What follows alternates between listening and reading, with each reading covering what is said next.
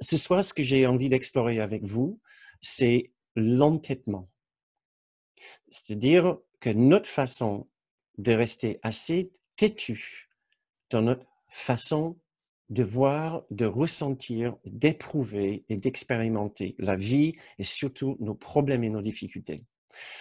Parce que au fur et à mesure que nous dévoilons le fonctionnement de l'ego en nous, la façon dont on écarte la présence de la paix en nous, nous ajoutons des informations, nous prenons conscience, voilà, etc. Ça, c'est très bien. Mais ce n'est pas forcément pour autant, toujours, que soudain, nous allons arrêter d'avoir un problème ou même de revivre une sorte de même situation d'une façon problématique. Nous avons parlé de ce bouclier, c'est-à-dire la raison pour laquelle je garde ce problème, c'est parce qu'il me défend contre l'amour. Pourquoi je ferais ça? C'est parce que ma particularité qui ne peut pas exister dans la présence de l'amour, puisque l'amour parfait, tout comme la paix parfaite, regarde tout le monde de la même façon, accepte et accueille chacun de la même façon, ce que ma particularité ne peut pas faire. Donc, c'est toujours amour ou particularité, c'est toujours paix ou particularité. Et ce n'est jamais les deux. Alors, si l'amour et la paix ne sont pas dans mon esprit, c'est parce que j'ai préféré la particularité. Maintenant, l'expérience de la particularité n'est pas joyeuse. La particularité, la qualité singulière de la particularité, c'est en fait la culpabilité, un sentiment de mal-être, comme si il y a un problème quelque part dans l'existence. Donc, quand on dit c'est l'amour ou la particularité, nous sommes en fait en train de dire c'est l'amour ou ma façon problématique de voir le monde. Nous sommes en train de dire la paix ou ma façon problématique de voir le monde, basée sur un certain mal-être.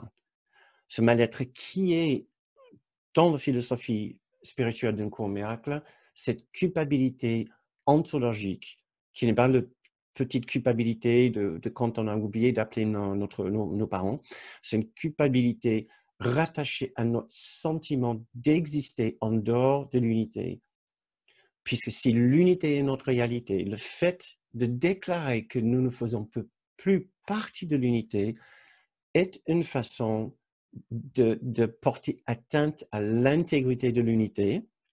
C'est une façon d'attaquer l'unité, c'est une façon de vouloir réduire l'unité à une condition de fragmentation ou de détruire l'unité. Le résultat, dans le délire, dans ce système délirant de séparation, le résultat est un sentiment d'avoir fait quelque chose particulièrement mauvais ou méchant et d'avoir agressé et attaqué la réalité. Donc, particularité équivaut culpabilité, qui est une forme de mal-être tellement intense que, que nous vivons l'expérience de l'unité ici. Excusez-moi, nous vivons notre expérience de dualité, nous vivons notre expérience de particularité ici à travers ce mal-être. Et ce mal-être fait tellement partie de la particularité que nous ne le voyons plus. Nous ne savons même pas que nous ne sommes plus vraiment, vraiment bien. Et c'est l'un des plus grands obstacles, en fait, pour faire ce chemin de retour vers la maison. C'est le fait que nous ne savons plus que nous ne sommes pas heureux.